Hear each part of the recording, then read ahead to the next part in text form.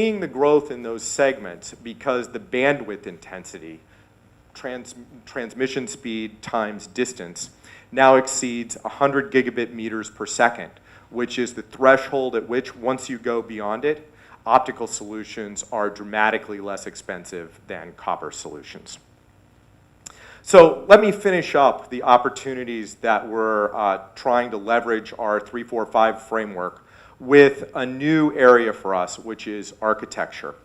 Earlier I talked about transparency in glass, and in fact, glass can range from fully transparent to essentially fully opaque. But for a conventional glass, its opacity is fixed at some point in its life. We're working with a company called View to change that. We're introducing electrochromic windows that change the tint on demand.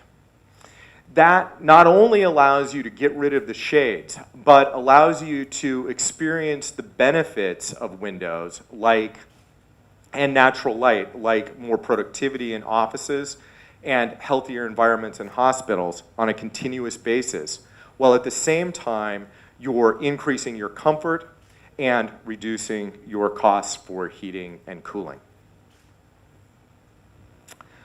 So, to sum up, I think that right now, we, collectively, all of us and other companies, have an unprecedented opportunity to capture the power of glass to create a world with cleaner air, healthier lives, richer entertainment experiences, and superior communication. I think that glass components can be as important to the next 50 years as silicon components have been to the last 50 years. Glass components can be as important to the next 50 years as silicon components have been to the last 50 years. But we can't do it on our own. We need contributions from an ecosystem that includes hardware engineers, software engineers, artists, and industrial designers. Combinations of information content and entertainment content. Contributions from industry experts, visionaries, and entrepreneurs. We need collaborations among corporations, nonprofits, and academic institutions that take us beyond our own capabilities and resources and allow us to do something much more collectively. We need academics and mentors who get students excited about glass and give us a continuous pipeline of the next generation of resources. And we need conversations with futurists and end-use consumers about the capabilities they envision and the capabilities they require. And we need entrepreneurs who take some of the coolest and most important of these capabilities and make them real-world applications. So I'm excited to be here and begin that dialogue with all of you today, and I look forward to your questions and thoughts. Thanks.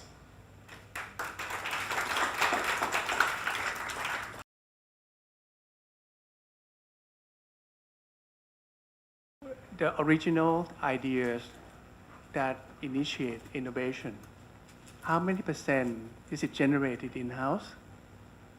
A very high percentage. So I joined Corning 5 years ago, and as I was joining the company, the great-great-grandson, Jamie Houghton, of Corning's founder, took me out to lunch, and he told me that the most important thing that I had to do as an executive at Corning was maintain our commitment to R&D. Today, Corning invests about 8% of its sales, or $800 million a year, on R&D. We have over 1,000 PhDs working on R&D, and then other useless PhDs like me doing something else. So it's a very research and development driven company. We do, I would say, while most of our innovation is homegrown, we often work in tandem with other companies, which could be our customers or partners that we're going to offer a product with. That's a big part of what we do. I don't know how to put a value on it. When we were working on developing the strategy and capital allocation framework that I talked about earlier, we actually took a large set of past research programs at Corning, both failures and successes, and we did a statistical analysis related to decision trees. And the two things that came out as most important are, number one, that we already had some participation in the market and knowledge of the market already. So that was why we focused on two of the three opportunities that take up two of the three columns. But the other one was that we had a committed customer or partner who was going to help us make it happen. In the consumer electronics industry, our biggest customers are obviously Apple and Samsung. We work very closely with both of those companies, which is a real privilege to get to be a partner with two industry leaders who compete so aggressively against each other. In our display business, we work closely with all the display providers on their newest technology. That leads to things like Lotus Glass, which is our newest generation of display glass that is a really beautiful set of science that's optimized, that we've used to optimize the thermal properties of the glass so it can go through the very high temperature processes that are used to make the new flexible OLED displays. In automotive, we have the partnership with Saint-Gobain that I talked about, which takes basically an existing glass, Gorilla, although it's a little bit different composition, and develops all the technology that you'd need to bend it to make it into a windshield, to do the lamination, develop the techniques for customizing it for a particular car and all those sorts of things. So those are some examples of the partnerships that we have. But getting that external deal is very important to us. We sometimes acquire things to help us go into a new area. So for example, in our wireless infrastructure products that are used to solve the problem of what I'd call 5 bars, no service, we bought a small Israeli company that helps us make distributed antenna systems that's now the leader in sports stadiums, and a design company that designs the RF networks that go with that. But these are relatively small acquisitions for us. Those were both a few $100 million acquisitions. With the introduction of the Gorilla 5, it doesn't mean it's the ending of the sapphire screening, sapphire glass. So there was a lot of talk in the popular press about the potential use of sapphire in the screens of phones. Sapphire is a man-made material that replicates the gem, the naturally mined sapphire. It's a crystal. The property of sapphire that is truly excellent is it is incredibly scratch resistant. Other than diamond, it's the most scratch resistant material that we know of. The problem with sapphire, the big problem is that because it's a crystal, it's easy to break along the crystal planes. So its drop resistance is very poor relative to Gorilla Glass. Additionally, because it's a crystal, the energy required to manufacture it is extremely high. And it's also reflects about 6% more light than Gorilla Glass, so its sunlight readability is dramatically less. I think the only time that anybody would use a sapphire screen is if they really valued scratch resistance more than anything else. But if they were in that category, I would encourage them to look at the other new product that we introduced in the summer of 2016, which we call Fire. Fire is Gorilla Glass with a laminate structure constructed on the surface that makes it almost as scratch resistant as sapphire, but it retains the optical properties of Gorilla Glass. It can also be curved in easy ways to correspond better to cell phones. That product, Fire, is really in its early stages. It's only used on one product right now, which is the Samsung, new Samsung watch, the Gear 3. But I think as we continue learning to make these laminate structures, our goal is to get it to the scale that you can use it on the front of phones as well. So I don't think sapphire would ever be a significant part of the mobile consumer electronics landscape as a full cover glass. And interesting about when you try to expand the new market, what's Yes. the adjustment that you use when you want to find the new market? So which strategy that Sure. you use to point out which industry that you should come and compete Right. with them? So as part of our strategy and capital allocation framework, we have 5 market access platforms. And the reason we try to keep it to these 5 is because we need good partners who share their insights and their roadmaps and really rigorously test what's needed and are able to interact on early prototypes.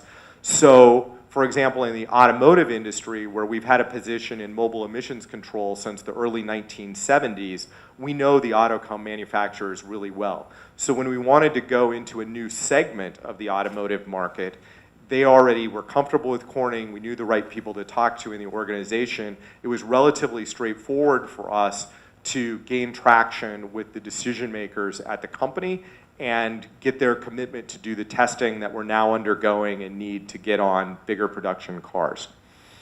If we're going to go into a brand new market like architecture for us, the first thing I would say is you better be using at least one of our 3 core technologies and at least one of our manufacturing and engineering platforms, because you've already decided not to use the column related to market access platforms. So we have to bring real expertise.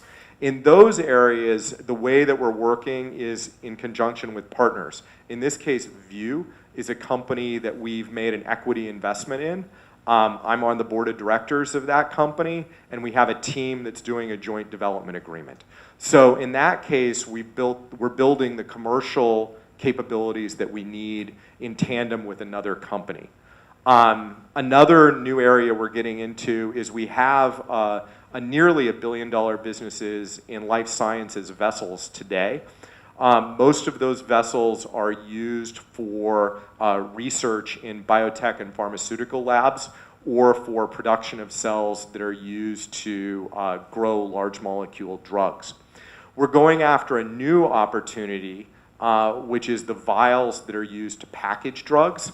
As biotech has evolved, it's become apparent that there are some problems with the glass that's currently used, which Corning actually invented 101 years ago. It's time for something new there. 100 years is long enough for a product, I think. In that one, there's some real expertise that goes into making the vials themselves and into the tubing. We bought the assets of a company that was making the tubing, and we have a joint venture that goes into making the vials. So in those new areas, we really work hard to find others to work with us. Is that a satisfactory answer? Yeah, so actually you also have the M&A as well in your company, like merger and acquisition? We do, yeah, thank you. In our strategy and capital allocation framework, I didn't really say anything about how we utilize our financial strength. One way that we utilize our financial strength is in M&A. We've guided investors that between the time the strategy and capital allocation framework was introduced in October of 2015 and when it ends in 2019, that we expect to do between $1 and $3 billion of acquisitions. In a typical year, we do 3 to 5 acquisitions. Those tend to be in the $100 to $500 million range. We could do something a little smaller. We could do something a little bigger, but doing a big transformative acquisition isn't part of what we do. Recently, most of our acquisition activity has been in the area of optical communications. That's an area where adding a new product to our existing portfolio or acquiring access to a new set of customers is particularly important.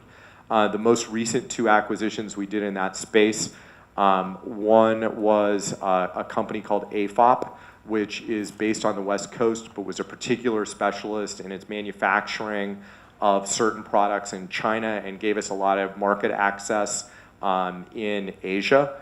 But more importantly, it brought us a product we were already buying as part of our data center components. So now that's part of Corning.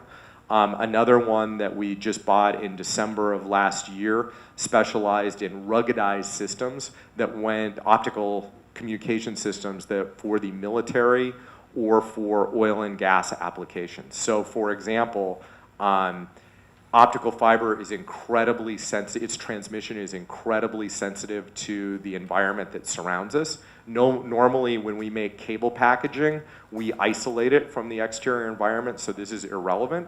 But if you have an oil and gas pipeline and you couple the optical fiber to the pipeline itself and there's a leak, the pipe becomes cold. That changes the index of refraction of the optical fiber, and even on a pipeline that's hundreds of miles long, you can in advance identify where the leak is within 10 centimeters or so. So, there's some cool applications there. People are using the fiber optics to put down on drills for various sensor applications and things like that. So that's an area where we use M&A to get into. Okay, continue. Hello. So continue the question here. That's the reason you M&A and rather than do it yourself. Is that because of it's a new area where you're not expertise in, or what's the reason on choosing to M&A or rather than doing internal R&D?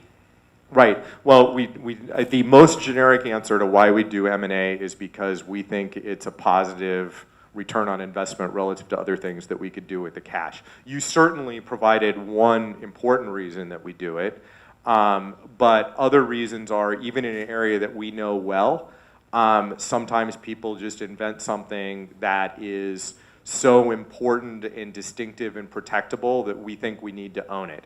The example of that I can think of is 3 years ago, I partnered with our chief technology officer to sponsor the acquisition of a German laser company that had a laser that can process glass in very special ways. And we're excited about what you can do with that, but we haven't really talked about the products that you can make with it yet. So that would be an example of something that when we saw the idea, our researchers were flipping out that they hadn't thought of it. But you either let somebody else go after that opportunity or you do it yourselves. But that would be, for us, that's probably the least frequent reason that we buy something. So with that, is that any like M&A that you choose to do, which is not in one of those 3, 4, 5? And is that a reason? Or are they always in this like core technology and manufacturing technology? When we do something outside of our 3, 4, 5, we want to see incredibly high returns on that, potential returns, because we know that our probability of success is much less. If we were doing something outside of our 3, 4, 5, that's probably a place where we'd be putting in a very small amount of money. One of those opportunities that I can think of is related to batteries. It turns out that Corning has a ceramic material that Google actually specified in a patent on very small rechargeable batteries. So we have the scientific part of it, but we had no manufacturing technique for this that we thought was commercially viable, and batteries are not part of our market access platform. So in that case, we helped fund an outside company that has developed a manufacturing technique for this that makes wide ribbons of this flat ceramic that can go into these batteries. So that's an example, of how we would proceed very cautiously about doing something like that. And we have, you could imagine going out and buying the company that makes the batteries from this material. Those types of conversations never come up for us. Somewhat related, a question on your investment in View Glass. Yeah. I'm wondering what was the most exciting. Was it a technology that you were buying, or was it that you could improve that technology and contribute to it, or was it the commercial capability that you spoke of? And if it's commercial capability, do you have plans for other energy efficient building materials or related investments? Sure. So when we met with View, Corning had deep familiarity with glass that changes its tint. For example, we had worked on photochromic glasses that changed tint with the amount of light for many years. I recently found out that there are approximately 24,001 photochromic glasses that have been melted ever. One was melted at a university, and the other 24,000 we melted. We'd also worked on electrochromics and had never been able to get it to work well enough that we thought was at all commercially viable. So View did a great job of figuring out how to make it commercially viable. Their expertise in thin film is truly impressive. So that got us really excited, but also seeing the commercial potential of it and understanding what using a technically advanced glass could do. So when we signed on with View, there were two parts to the deal. One part was just the normal financial requirements that any investor would have, but the other part was related to a joint development agreement that would evolve View's process to using it on our glass. It gives you faster transitions. It gives you dramatically fewer defects in the surface that you get because we're all optimized for semiconductor fabs and incredibly flat relative to a piece of float glass. And we think will give better color as well. So that JDA has been going well, but hopefully we'll complete it by the end of the year. How long have you been with View? When was that? 4 transaction? years. 4 years. Yeah. Exciting area, right? And It is, View- yeah, oh, to the other part of your question, which is, do we have other energy-related materials or projects? Absolutely. The one we have talked about publicly in this space is glass optimized for photovoltaic cells. That one is being piloted in Brazil this year, so we're excited about that. We also are a leader through our joint venture with Dow in polysilicons that are used in solar cells as well as semiconductors. We have a few other projects going on as well, but we aren't talking about those publicly yet.